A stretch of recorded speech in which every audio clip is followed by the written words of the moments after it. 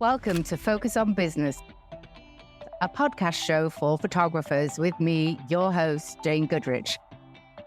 I'm talking to successful photographers so you can learn from our experiences and have the business of your dreams. So join us and let's focus on business. Well, hello, I'm excited. So today on the show, we have Kirsten Spencer, who is a fantastic family, sports, seniors, high volume photographer based in Massachusetts. Hi, Kirsten. Welcome to the show. Yeah, I'm happy to be here. I'm very excited. Yeah. So tell us a little bit more about yourself and how you got into photography and what you really like to shoot. Just tell us a little bit about yourself. Okay. In 1986, most people are like, I was born. I'm like, I don't want to hear when you were born. But in 1986, I took a graphic art class in my high school. And one of the chapters, it was setting the type to make the prom tickets, like when you actually print each ticket, but like setting all the type and everything. And one of the chapters was photography. And I'm a hands-on learner in general. So I struggle with English, math, science, social studies, all that. But for some reason, every day when I would go into my graphic art class, like I was in my element. I understand this. I understand how to meter to zero. I understand how to work a camera. And back then, similar to my life now, there's no D. This is an SLR.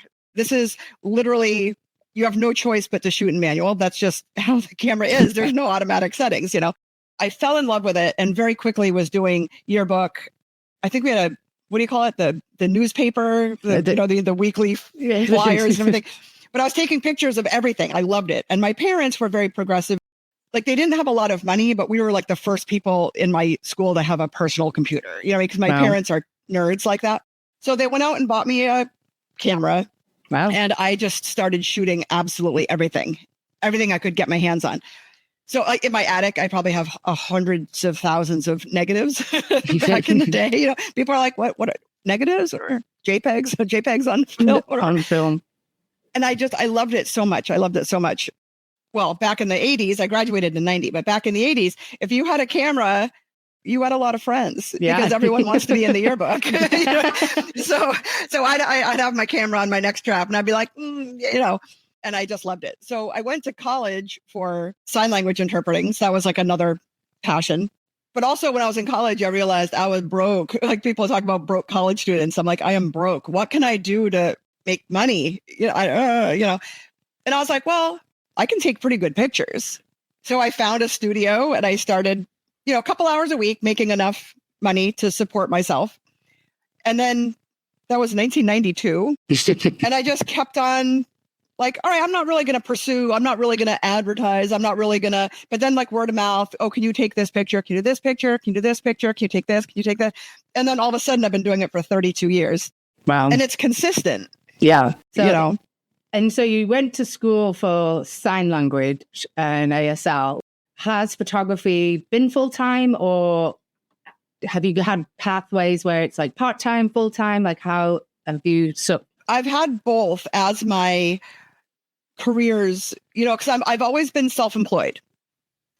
So, which is so funny when I help my kids file taxes with one W-2, like people actually live with one W-2. I'll talk about my 5 streams of income.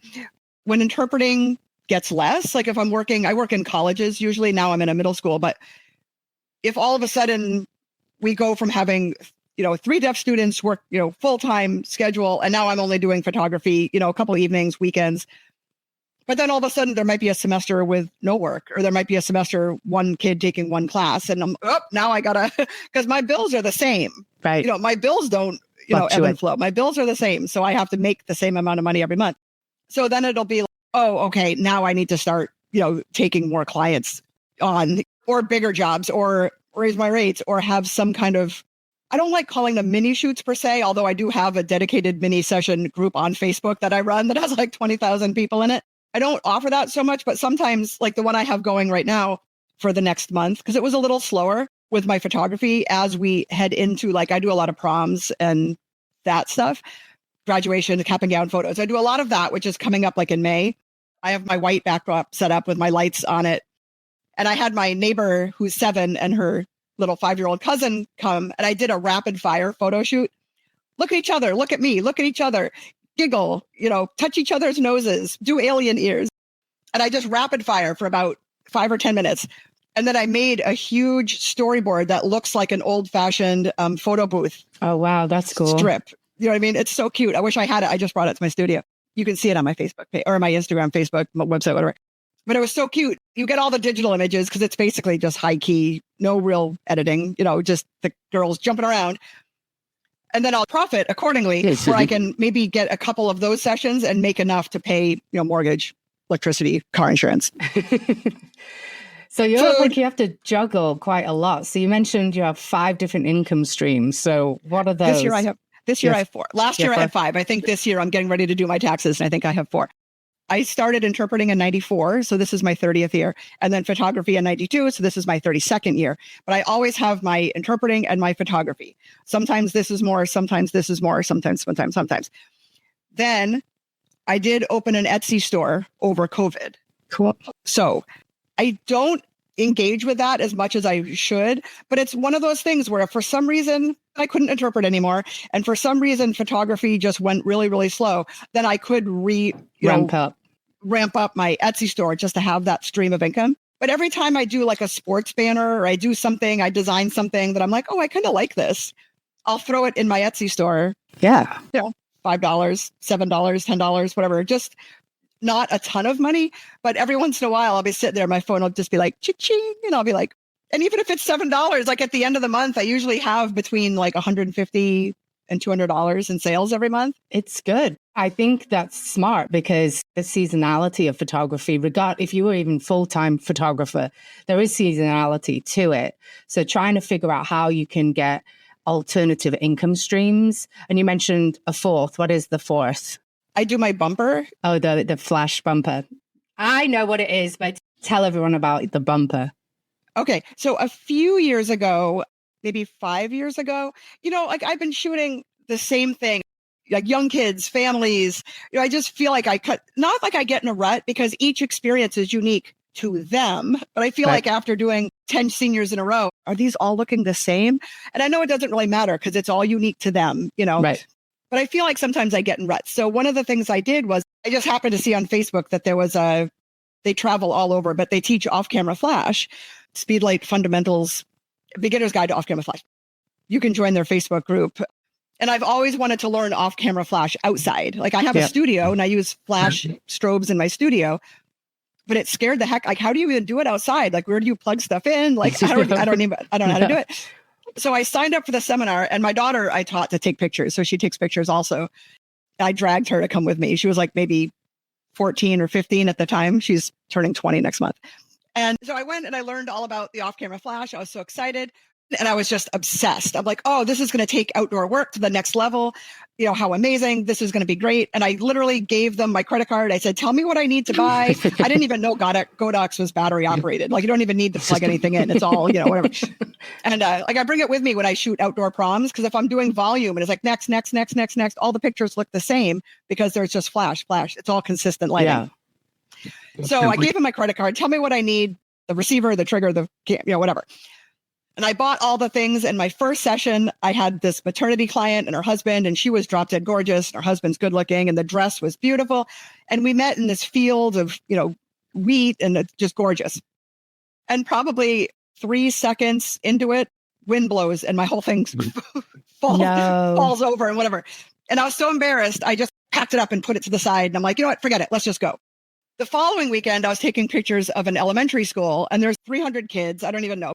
But they want outside because it's kind of an outdoorsy school and they want that vibe of being outside. Okay, fine. I have off-camera flash. These are going to be beautiful. The first kid, he was like a year and a half old because it goes from preschool to 8th grade. I sat him down and I went to take his picture and the flash blew over and smashed it in 100 pieces right before my eyes. And I did have an assistant, but she literally let go of the flash stand to cross off the kid's name and the light smashed. And everyone's like, was that expensive? Yep. So I went home and I just Googled, I need some kind of bumper for my flash, my AD200, because that was like $350 and it just broke. And when I found out there wasn't one, I invented one. So anyone that's using off-camera flash with, that has the so bumper. If you have the AD200, buy my bumpers. You can buy it on flashgear.net, Adorama, and B&H. Although I don't know how to advertise it or promote it, so I don't sell many, but well, we'll put the link in the show notes. But you can put the link. I do sell, here and there. That's my fourth job. I used to have a podcast. I don't have a podcast anymore. I miss it terribly. This is fun. Yeah, well, we can have you back on. I love the fact that you have different income streams. In COVID, it shut down, or, not necessarily that it has to be a global pandemic, which I hope we never have to go through, but like your hands are very important and your physicality is really important. So you break your ankle, you hurt your wrist. I have to have thumb surgery. When am I going to do that? Right. Having an income stream that's not necessarily photography, I think is really interesting and really key. If you were to travel back in time of your career path, would you do anything differently? Yes. So when I first started from 92, I think I joined Facebook in like 2011 or 12. I was one of the late to the game. So I'm like, oh, I don't want to do that. And then, so and now she has a Facebook groups. And now I have like 11 Facebook groups. Like, let's just say 10 or 15 years in my business, I didn't have any outside influence on me at all. Mm-hmm. Like I never even heard of cost of doing business until, 15 years into my career. In a way, I feel like photographers nowadays are so blessed to have all this information at their fingertips that I didn't have. So I can remember my session fee was $50 for like 20 years. And that to me is like, oh, all right, blah, blah, blah. And then I realized that's not covering anything. No. Because if they end up getting my smallest package, I'm not profiting enough. Right. For your time, For my time and my skill. I've been doing this since 86, technically. Right. But I started getting paid in 92. I'm like, my pictures are consistently good. I'm not the best of the best. I'm not the worst of the worst. But if you want consistently beautiful pictures, yeah, I can do that. They reflect what's on your website. So that's what I say to people is like, don't worry. If they've looked at your website, love your work, and you deliver what is on your website, you're fine. You can charge whatever you want. Yeah. But cost of doing business wasn't maybe it wasn't even a coined term back in the early 90s, mid 90s. And it wasn't until years. I probably charged that session fee, no lie, 20 years. Yeah. And then my smallest package was probably, $75, $50 or whatever. And then, so it was eye-opening to be like, oh, so when you do the calculator and you figure out everything, my insurance, I have insurance on all my gear, all that kind of stuff. I'm like, oh, wait a minute. I'm making $5 an hour. If that. Yeah. It's not just the shooting time, right? It's just the editing time. It's the marketing time. You still have to pay for a website host, drive to somewhere. That's gas. It's wear and tear on your car. It's time. And I think that's interesting that when you said about your session fee didn't raise, it's like inflation happens, right? Your rent goes up. Not only inflation happens, but every year you're a year more experienced. You're a year better. I had a client in the COVID and I'd actually grandfathered her in to like 2011 rates. And I'm lucky in the fact that I have the background in calculating my costs. So I already did that. So it was already profitable, but I sort of, grandfathered a few of my favorites. And in 2020, we were an industry really impacted and shut down. And she was like, well, I have, grandfathered in rates or something like that. And I thought about it and I was like, you're telling me you have not got a pay raise in 10 years? That's ridiculous. Like, yeah. I'm sorry. But if that was my day job, I'd be like, what? Or my interpreting job. You know what I mean? Yeah. Like, we're not going to give you a raise for the next 10 years. I'd be like, no, thanks. I'm good. So we have to be our own boss. Sometimes it's good to have even an outside help because we sort of get in our own way. My accountant is like, inflation, did you raise your prices? Let's have this conversation. And so I think for me, the first thing to do is outsource your accountant because they can actually be like a business partner if you get the right one. And I love my accountant, but yeah, I do too. I love mine. She probably hates me, but I definitely love her. No, mine hates me. I'm like, dude, why do you always call at 5 o'clock when I'm trying to get my kid to dinner? And then it's like, why do you call during the day? I'm busy. I'm like, I try and avoid, but he's a great guy. I'm assuming that you've been in your area for the last 20 years. I started in Massachusetts and then I was in Oregon for 10 years and I did photography there. I just kind of moved, started there and then came back here in 2005. Okay. But I had a newborn. And then, so I started my business. I took like a few months off with my second baby. And then started up my business in Massachusetts again in 2006. So if you had to move back to Oregon in 3 months, what would be the first thing that you would do? Let's focus on your photography business, because your Etsy can be, and your other business, which everything is great, else is neutral. goes with me. Yeah, it goes with you. So what would you do? So to like get more business, to break into that, my business. To restart. Oh, I tell people all the time, you have to look busy. Okay. Even if you're not busy, you need to look busy. You need to constantly be posting. A normal job in everywhere in America, anyway, I can only speak for that, is a 40-hour work week. I'm going to start up my photography business. Well, you have to do 8 hours a day for 5 days. You have to treat this like your full-time job if it's your full-time job. I have literally every picture I've ever taken digitally since 2006, and negatives prior, up, like I said, up in my attic. I have more than you can even count. So sometimes I'll go back to 2006 because I just re-edited my kids. Like I said, I did the old time photo booth pictures. And I'm like, I did high key pictures of my kids when they were 5 and 6 years old. And all it was, I had my white background, click, click, click. And I did have strobes back then, believe it or not. And I put a white vignette on all the pictures. And I was like, high key equals white vignette. And I thought they were so good. I mean, the pictures were so cute. They were in though. White vignettes were in at the time, you know. So. She's showing me, if you're listening on the podcast. I love that. It's a great shot. I'm showing you a picture because I put it on my phone because my kids now are sophomore and junior in college. And the picture is when they're 5 and 6 years old. And it's just like, But I went back. I had them all in whatever they were at the time, CR2s, raw files. Anyway, so I took the images out. I re-edited them and I put them into my album of, I call them personality portraits because it's white background, high key, nothing distracting but the little faces, you know, and I love those little funny faces they were making and whatnot.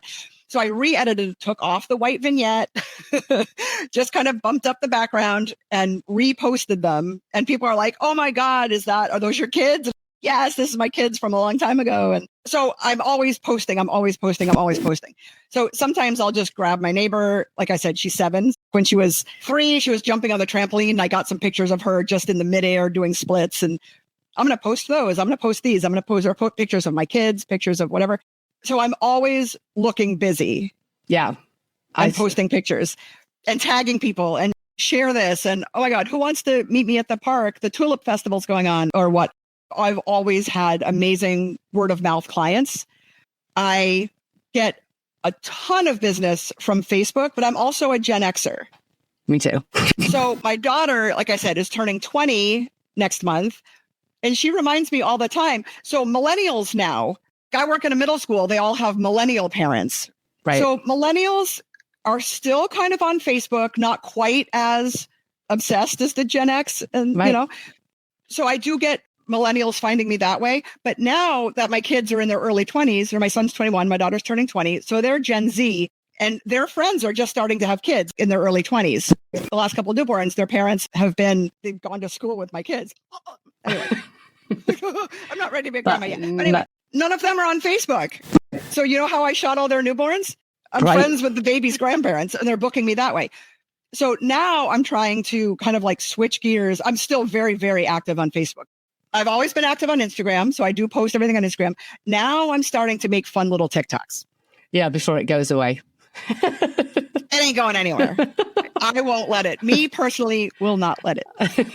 I did a whole Harry Potter. My whole town does a Harry Potter thing that you did. It was great. A Harry Potter week, right? I've done 2 years in a row, I think. So I just started making them into little before the magic, after the magic on TikTok because I feel like when I see a TikTok of a really cute donut shop in Boston, whatever, I'll be like texting my daughter, like, we should totally go. I found, those spa scalp treat places you can go. It's like a salon, but they just do like a scalp treatment. I found it on TikTok. I'm like, for your birthday, we're going. Wow, there could be 10 of those spas in Boston, but I'm going to the one that I saw on TikTok because now that's just new Instagram. It's the new Facebook. I mean, word of mouth is still huge. And I feel like the emphasis on social media is a lot. I always viewed social media as more awareness versus I'm going to get a client. I want to seem busy. Someone's going to check me out, but they're going to find me elsewhere. Right. So it's more of a secondary thing for me. So like Google, I want to rank high on Google. I'm active in my community and I'm seeing this. One of the things I think we tend to do is sort of, oh, I'm just posting on social media and no one's finding me, but it's a piece of the puzzle. You know, you said word of mouth, you're doing something with your town. Like those elements are almost forgotten, but it is key to not keep chasing that. I mean, if you're great on TikTok, great. If you're good on Instagram, great. Facebook, but it's not the only thing. It's not the only thing. No, people in my mini session group will post the most beautiful advertisement, very professional Canva template, very cute. The images are gorgeous. The font is modern. The price is great, profitable, but wonderful. And they'll be like, crickets. I didn't book one session. My first question every time is, oh my gosh, where are you advertising other than Facebook? Right. And they're like, nowhere.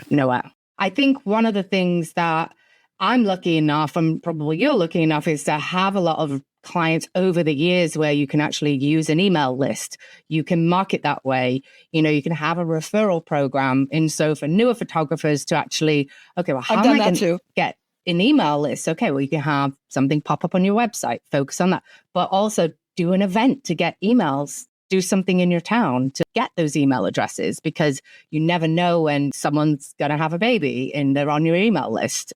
I do think you have to have a presence, even though I don't have a presence on TikTok, because I tried and I just, yet.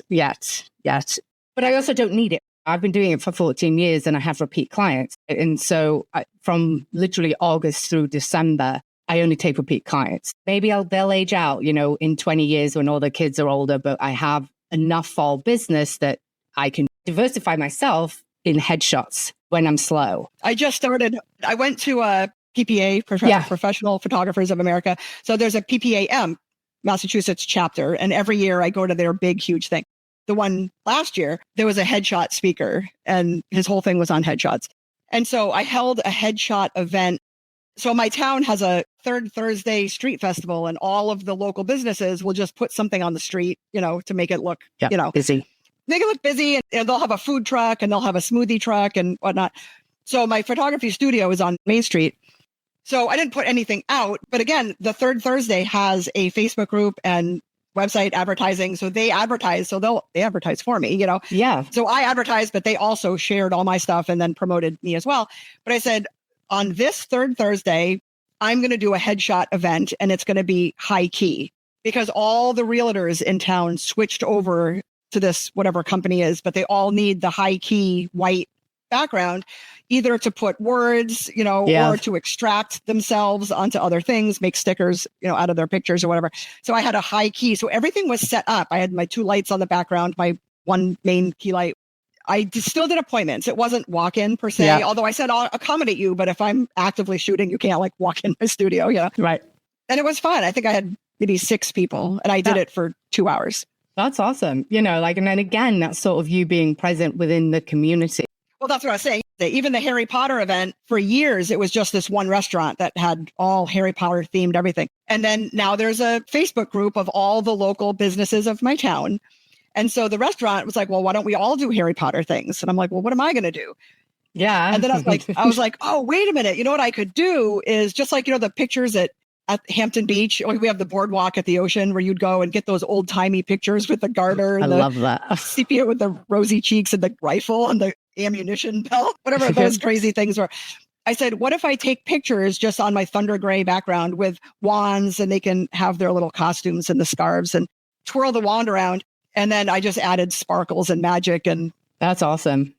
You seem very, very busy. So how do you manage this? Do you outsource anything or how do you cope with the effusive balancing act of life? I don't outsource anything. And I'll tell you why. So this is another thing that I lecture people. Maybe it's because I've been doing it for so long, but I'm not one of those photographers that I'm going to underexpose by 4 stops and then edit beautiful pictures in, post-processing, whatever.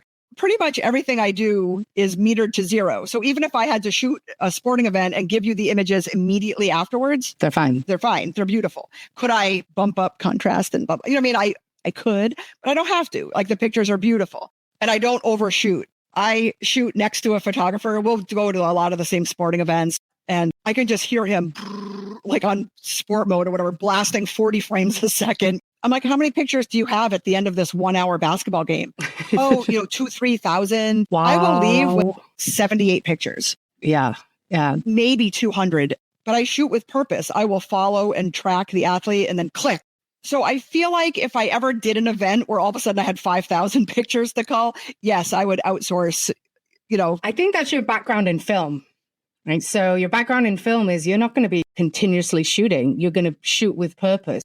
I think I did have a little bit of an overshooting issue when I first started. And then, I don't know, I was reading something or took a class and they were like, why don't you pretend you're only supposed to deliver 10, but let's just say you have 72 images that you can only shoot. That's the budget for film. I mean, a roll of film was 24 back in the day. You got 24. 3. Yeah, so I'd have 3 rolls of film, right? So right. 72. Yes. Okay, I did a few more than 72, but it was from 400 down to like 90. And the editing time was so much less. The culling, to be honest, is what was really... I know, it's so funny because I never compared it to film, but you're absolutely right. I remember specifically taking my son's 9-month-old pictures because he had just learned how to pull himself up and he was so cute. He was wearing these little overalls and I had black and white film and there was 24 images on the roll and I took all the pictures and, 2 weeks to get them back. Right. I knew how to meter to 0 and my color pictures were always beautiful, but the black and white, I must have metered, on a dark versus a light, where I metered. And the pictures were absolute garbage, but it was like, probably $30 to get the film. Wow. And you're like, now he's not 9 months anymore. I had to wait 2 weeks. Now he's walking, For real. So next time I'm like, oh, I need to make sure I'm metering to 0 on his forehead. That's funny. I never really thought about that before. But yeah, so now when I shoot, I don't want to cull 2,000 pictures. Oh my God. I'd rather get it right in camera and then minimal time in front of my computer editing. I tried to relate it as like sort of give yourself a number of images and shoot with purpose. I love that phrasing because you shouldn't be taking 3 million. I think this is right around the time I call it my film shoot. I was shooting a headshot for somebody and it was outside. The guy had light eyes. So I was like, you know what? He's probably going to blink a little bit more. It's outside. He has blue eyes. I'm not joking. I think he blinked in 80% of the photos. It was really... I have clients like that. I have a couple of clients. At least I know them by now. But I didn't look at the back of my camera because I was having so much fun. And then I was like, wow, I did not realize he's blinked that much. So I would say if you're going to do the shoot with purpose, just check the back of your camera for blinks if you can. Well, now there's AI. So now there's generative fill. Lasso the eyes, open the eyes. But again, that's extra time, right? It's extra time. But that's part of being profitable. If I have to do a shoot, if someone comes at me, my budget's only $150, but this is what I need. I can be like, oh, okay, this is what I can offer you to still be profitable. I love that. I can definitely be profitable at $150. Absolutely. But you know what? We're going to go to my side yard here. So I don't need to put on shoes. You know what I mean? I can just step outside. I did prom pictures literally in the road in front of my house because our budgets are really low. We don't want to spend this much money, blah, blah, blah. But this huge group of friends, there was like 30 kids, let's just say, they all wanted prom photos, but they didn't want to spend more than X amount per picture. And I was like, okay, well, here's what I can offer you. There's a really pretty bush down the street. Not even down the street. It's like literally across the street. My neighbor said, oh yeah, they can pose in front of this bush, whatever. It's like has purple flowers on it and no editing. And they were beautiful. You can see them on my Facebook page under the prom, photo album, but they're not edited and they're shot at 200 millimeter at 2.8. Yeah, I was profitable. I was profitable at $10 an image. If you're not editing, you can do the bulk rate and you can basically you just did like a mini session on your terms in your garden and you knew that location because I'm sure you've shot there before. There was no gas. There was no drive time. It was literally, I walked out of my front door and... Yeah, that's awesome. So we've chatted a little bit about how you cope with the seasonality of you sort of push one job up and push another. Is there any other things that you do? You've been doing this a while, what seasons are going to be busy. Is it the Etsy store? Tell us about how you cope with sort of the ups and downs of the photography year. The biggest gap was COVID, right? Mm-hmm. So one of the first things I did, because I've been single since 2005. I have no partner, second income. I got 4 incomes, but they're all me. I rely on myself. So over COVID, guess what? In 3 weeks, my mortgage is due, regardless of the world shutting down, one thing I did was, like I said, I keep everything. I have every raw, JPEG, edit, everything I've ever taken in the cloud. A dozen external hard drives, and then I also use CrashPlan. So one of the things I did was I made a cute little flyer. Did you leave something behind? And I had cute pictures of kids that are now teenagers from either their newborn session or like a little toddler picture, or maybe at the time a parent didn't buy it because maybe they were making a grumpy face or crying or something. And the parent just wants to get the big smiles and this and that. But I don't delete anything. So I took 3 pictures from 2006. I made this little flyer. Did you leave something behind? You can purchase images now. Instead of $45 a piece, they're now $25 a piece, but only between 2005 and 2017 or something.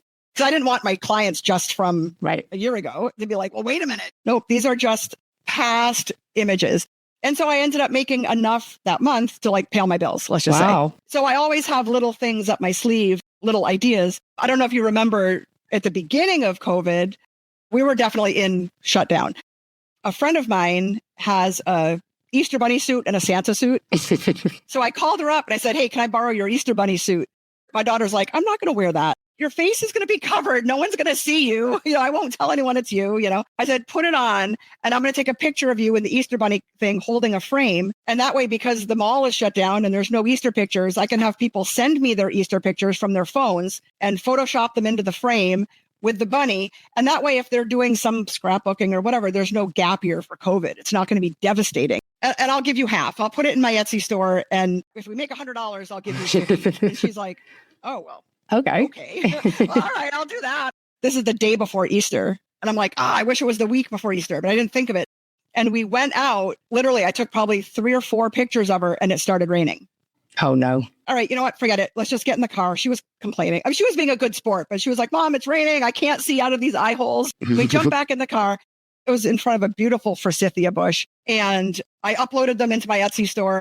For 2 seconds, I started advertising for my clients. When you wake up Easter morning, send me a picture of your kids and I'll put it in this frame, $25. You get the digital copy. And then all of a sudden, my friends were like, well, wait a minute, can I buy that? That's awesome. So I want to do that with my clients. And I was like, oh, I'll put it in my Etsy store for other photographers. Like I said, I have 10 Facebook groups, one for dance, one for mini sessions, one for, whatever. And all of a sudden, cha-ching, cha-ching. I said to my daughter, $500. And she's like, do I get $250? And I said, yeah, you get $250, girl. Let's bring it. Yeah, now she's going to be Santa. She's going to be, all this stuff. So now she's like, ooh, girl, And like I said, the world had just shut down at this point, and I don't even have a savings account. You know what I mean? I'm 51 years old. So this was like, oh, this is going to be next month's mortgage. Rent. You know what I mean? I was getting excited. So long story short, in 24 hours, I made $13,000. Wow. That's amazing. And then I immediately needed a new roof, which was $14,000. Oh, no. But like my mom said, at least you had the $14,000 to give. So I don't tell people about my roof, but my daughter is $6,000. I said, no, I'll give you $500 and then you're going to leave me alone because I got to pay. Mama's got to pay some bills here. Or whatever. But she was happy with her $500 and I was happy. But as a photographer, I call myself full time because by the shoots on the weekends and editing and social media and all that kind of stuff, I work a 30-hour work week with my photography, even though I work a 30-hour work week with my interpreting. But it's at my leisure, you know what I mean? So it's not like I'm in a cubicle. You know what I mean? I can post and do things and a minute here, 5 minutes there, 10 minutes there and make it work. But the point is my brain is always tick, tick, tick, tick, tick, tick, tick, tick, tick, tick, tick, tick, tick, thinking of other ways. How can I profit off this? How can I, what can I do to... I love that. And I think that that's partly being creative. And that's what makes you a great entrepreneur. Thinking and, it's funny you say that about being bored with shoots and doing things. It's the same thing with me. Location. I'm like, I'm not shooting that location with that family because I don't like doing the same location with the same family. Or with Pixella, I was like, okay, I'm going to challenge myself. And I think that that's what makes you a success in photography because you're constantly wanting to learn and do more versus I'm just going to stay the same. My wedding photography, yeah. So I also have a YouTube channel where just little quick edits. So it's not like a full edit, little, tips and tricks and whatnot. I don't monetize, but it's fun for me to make little tutorials for people. It's fun. And most of my Etsy store banners come with tutorials because a lot of people get them and don't know about layers and that's great masking. Idea. And so I make these little things. But I also watch Pix Imperfect like it's porn. You know what I mean? Like I'm literally at night, what's new with the new update? What's new? Constantly wanting to learn. And I'm fascinated by it. And I think Boonish is adorable. Does not hurt. But I'm always wanting to learn. I'm always wanting to know, is there a quicker way to do X, Something. Y, and Z? Yeah. Yeah. Like the Harry Potter shoots, I had 2 ties, but I think there's 4 different ties, like Slytherin, Slytherin, Ravenclaw, Gryffindor, Gryffindor, you know, Hufflepuff. and Hufflepuff. So I might have someone like, I'm definitely a Gryffindor, but I don't have the scarf, but I only have this color scarf. So hang on, I need to see if Pix Perfect has a way to change colors that's not tedious. Right. And there is. Yeah, that's awesome. I feel like I always want to learn. You know, a lot of times when I talk to people just starting their businesses and they'll do one shoot and it's kind of irrelevant, or they'll make a flyer for mini shoots, but they don't hire a model and do sample photos beforehand. You have to show people what they're getting, even if it means renting the costume twice or renting the backdrop twice. Or yeah, there's sort of like a missing piece to, I'm sure that your local mom group admin has a child that you could form a relationship with them, get them as the kid model. They get photos, they rave about you. You know, I don't think you need to do all these model calls, because you can get out there in your local business and the people that serve your ideal client, like say, for example, headshots, and you're starting out and you need to do headshots. How about getting the person that would need a headshot for their business? You're a newborn photographer. Well, guess what? The lactation consultant or the prenatal yoga studio needs a headshot. Perfect. Win-win. Yep. You've started a relationship. She's going to post it and she's going to tag you. It's like a little bit of a missing piece to follow through. Another thing to think of too is I don't do model calls at all. I will never do model calls. One reason is, let's say 5 people apply and I'm going to pick one. I feel like the other 4 wouldn't then use me because they'll be bitter. Like, well, why didn't you pick me? You know, that kind of thing. So I never do it that way. So for example, I have a gym in my basement of my photo studios. My photo studio is here. There's a knitting shop to the right and there's a gym underneath. And I barter with her. So I did a branding photo shoot again with the high key, because I feel like I'm nailing it lately with my high key. And I did her pointing up so then she can write text and it looks like she's pointing at the text. Cool. And we had so much fun of her like jumping up in the air. I have an announcement. Okay, so that photo shoot normally would have cost $500. So that's what, a year membership? Good. Yeah. Trade. That's awesome. Trade.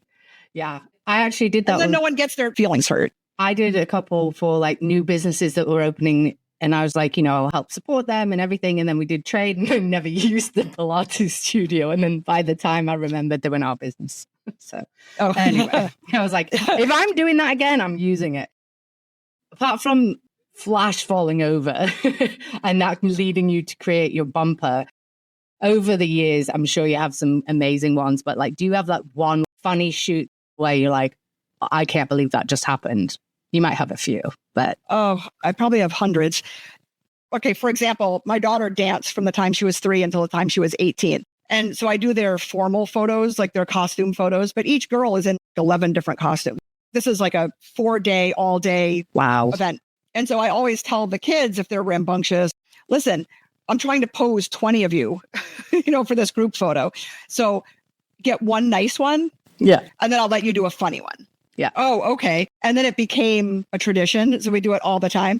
But now when I look back years and years, when my daughter's 8, now she's 20. Oh my gosh, look how cute this is. So same thing. If I have kids that are wiggly, not really cooperating, but not being naughty, just being toddlers or whatever. Kids. Yeah. Being kids. I'll always say, even with mom and dad or a family, we're going to do one nice one. Let's get that one out of the way. And then I'm going to let you just be so silly. And what is the funniest word you can think of, which is usually toots or poopy or, you know, something. Yeah. And then we're going to do funny. Yeah. They're not often bought. I have a lot of people, they buy my smallest package because that's all they can afford. And so they get the looking at the camera smiling. Yeah. But I just love all the personality portraits. Yeah. And I get a lot, even with seniors, do something cute and funny.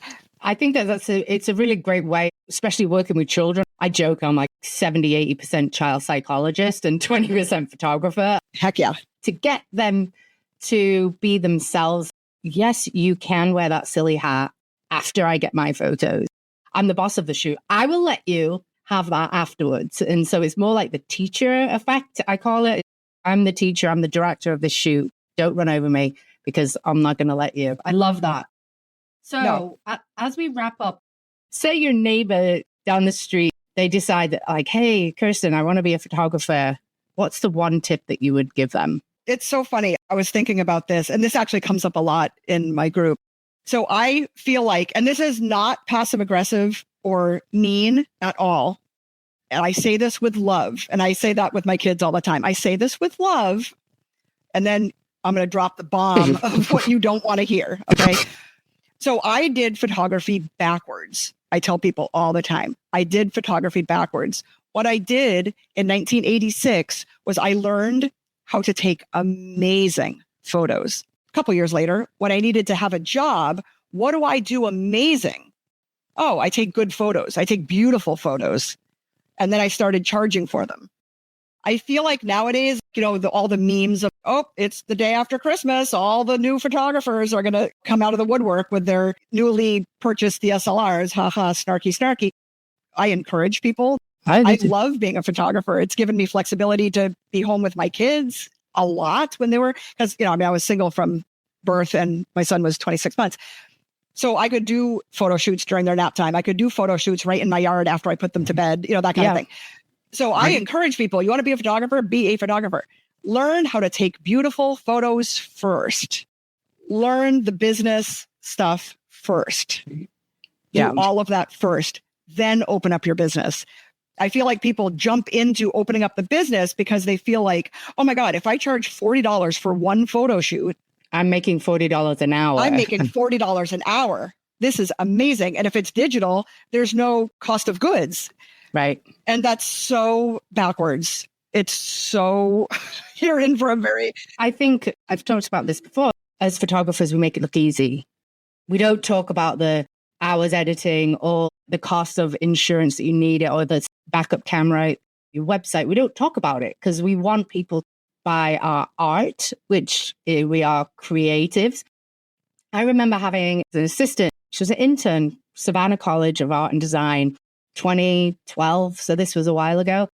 And she was like, yeah, I want to be a family photographer. Okay, I'm going to teach you the business. I don't want to do that. She's like, I don't want to do that. I don't want to deal with clients. I don't want to deal with the marketing. I don't want to deal with that. You know what she's been doing for the last 12 years and making probably more money than me? Second shooting weddings on a weekend. Probably makes more money than me because I can just do my art. She's basically an associate. She'll just turn it off. There are some people that actually works well for versus trying to learn the business. Realistically, it's actually not that difficult. It's just you have to put your business hat on first and realize it's a business, not a job. And it's not easy. It's not easy. There are other jobs. If you want something just easy, this job isn't easy. It's amazing. I've been doing it for every week for 32 years. I took no gap time. Apart from COVID. I was working all through COVID. Oh, right. I might not have been click, but I was doing... Right, fair point. True, same thing. Yeah, you're right. I was working 40 hours a week on my photography business, just not click, but I was doing other things. Yeah. Even making flyers for people. Send me your logo and I'll make, whatever. I don't want to scare anyone off, but I see in my photography group or any of the photography groups I'm in hundreds probably. I see things all the time. Oh, I did a wedding and then lost the memory card. Oh, I'm like, well, that's okay. That's why you shoot on 2 memory cards. Oh, I didn't shoot on 2 memory cards. Every time I say, if you don't have a camera that shoots on 2 memory cards or you're not shooting on 2 memory cards, you have no business being a professional photographer. And that gets a lot of people really fired up. Especially something that can't be replicated. I agree, but I still think like if you're doing a family shoot that is a friend and you're starting out, you can replicate that. But weddings and bar mitzvahs. Newborns, yeah. I mean, newborns. And I even think with newborn, you probably, if you realize, oh, my memory card's corrupt, and you probably could, but like that new mom does not want to be coming back into your studio and you've sort of missed it. And, no way. Here's a quote that I got in 1998. I had just gotten married and I was at my husband's dentist, which is now my dentist. And he's giving me the exam. He's like, you don't actually have to floss all your teeth. I don't know if you knew that or not. And I was like, oh, you don't? And he's like, no, you only need to floss the ones you want to keep. So don't waste your time. Just floss the ones you want to keep. And then you don't need to floss anything else. And that's was so profound to me because I was already a photographer in 96. And I was like, you know what? I have a feeling that this quote is going to stay with me because it was profound on a million different levels. And so when I'm talking to new photographers or I'm doing a keynote speaker for something, I talk about you don't need to shoot on 2 memory cards every time. Only the shoot you wouldn't want to have to redo should something happen. Yeah, I like that. But even if you're shooting a friend who has like a 2-year-old and a 4-year-old and a husband that doesn't want to be there, which let's face it, none of them do, right? And then to say, oh, I know you did this as a favor and I'm just starting out, but the memory card was corrupt.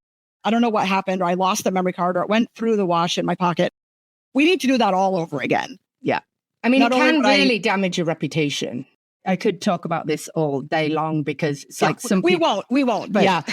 have a plan. So basically try to make sure that you have dual card slot and use the dual card slot on your camera. That's another thing. People don't use the dual card slot. And also have a system where you are backing up your images. And again, in these groups is like, I shot a wedding, my computer crashed and the bride's computer crashed. They're gone. Have a backup plan, please. I mean, I just had a client reach out, talk about cringe when you look at old photos from 2011. We just had a house fire and everything's gone. And so I'm like, I have them. Here you go. It took me about half an hour. I sent them. I'm on a different gallery system now. So because I have them limited on Pixello, but there you go. I didn't look at them. No. I looked at them and I said, why did you send them 4 different edits of each photo? I did charge enough for it, but 4 different edits of each photo. And the total number was like 760 images. I was like, okay, what were you doing back then? I'm not going to re-edit. I'm just going to send them. And I did. And I was very proud of myself. I also don't charge for that because... I don't charge for that. I mean, they've had a house fire. Come on. As we wrap up, like tell our audience how we can find you. We will put it in the show notes in the details. So I think every single thing I am is under Kirsten Spencer Photography. Facebook is Kirsten Spencer Photography. Instagram is Kirsten Spencer Photography. TikTok might be Kirsten Spencer Photo, but it's something similar. YouTube, I think I just changed it to Kirsten Spencer Photography. My Etsy store is Dance Tog, which that makes me cringe. But at first it was only dance related stuff. And then I was like, oh, sports, this, that. But then so many people know Dance Tog and I have many repeat customers come back to my store that if I change it, I don't know if it would get redirected. But well, we all do those things. Yeah, we all do those things. But why not? It would probably get redirected. I don't know. But it's Dance Tog. It's there. I don't have a ton of stuff and everything is $5. But if you wanted to just peek and see what I sell and you can get they can sell, get ideas swirling of what you can sell. Love the fact that you're doing many different things. But thank you so much for being on this podcast. I think our listeners will definitely get some good nuggets of information from it. So thanks, Kirsten. I have one more nugget. You can even delete this off the podcast and leave it on the thing. But it's a very long story, but I'm going to shorten it to 10 words or less. My daughter's camera bag was stolen at an event she was shooting at the university sporting event that she shoots for. $6,000 worth of stuff was gone in the blink of an eye. They recovered the bag because it had a tile in it. So if you don't have a tile in your camera bag or an Apple AirTag or whatever they're called, I have a tile. If you're going to notice it's missing immediately, you at least have a fighting chance to track it and find it. She ended up getting the camera back because there was footage on an athlete stole it like an idiot and we got it back. But anyway, I just bought a camera strap that has a little tiny pouch in it, which I'm assuming is for memory cards. Yeah. Yeah. And a tile fits in it perfectly. Oh, so now I have it on my camera strap hidden. So if anyone were to walk away with my camera and I knew right away, I could.